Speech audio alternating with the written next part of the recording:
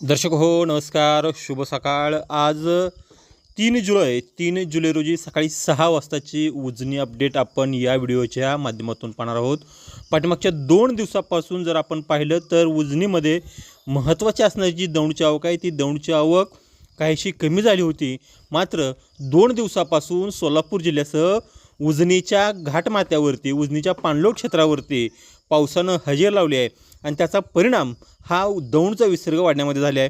आज 3 जुलै रोजी सकाळी 6 वाजता ची उजनी अपडेट पाहिली आणि दौंडचा विसर्ग पाहिला तर तो दौंडचा जो विसर्ग आहे तो 2171 क्युसेस इतका आहे की जो कालच्यापेक्षा हा वाढलेला दिसून येतोय। आणि उजनी धरणाची जर टक्केवारी पाहायला गेलं तर उजनी धरणाची आजची टक्केवारी म्हणजे 3 जुलै 2024 रोजी सकाळी 6 वाजता उजनी धरणाची टक्केवारी ही -40.81% इतकी आजची उजनीची अपडेट आहे, जी कालच्यापेक्षा उजनीची टक्केवारी ही वाढलेली दिसून येते। काल 3 जुलै रोजी जर पाहिलं तर दौंडची जी आवक होती ती 1819 क्युसेक्स होती, त्यामध्ये आज वाढ होऊन ती वाढ साधारण 2171 क्युसेक्स झाली आहे। आणि कालची टक्केवारी बघितली ती -41.26 होती, आज उजनीची टक्केवारी ही 40.81 झाली आहे। एकंदरीतच पावसाची सुरुवात या ठिकाणी झालेली दिसून येते आहे।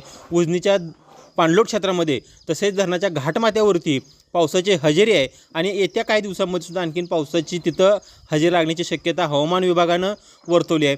पाऊस पडण्यासाठी जे वातावरण आहे ते वातावरण या ठिकाणी पोषक झाले दिसून येते आणि त्याचा एकंदरीत परिणाम हा उजनीच्या आवकमध्ये होणार आहे। उजनीची आवक वाढल्यानंतर निश्चितपणाने त्याचा फायदा हा सोलापूर जिल्ह्यातील शेतकऱ्यासह पुणे आणि नगर येथील नागरिकांसुद्धा हा फायदा होणार आहे।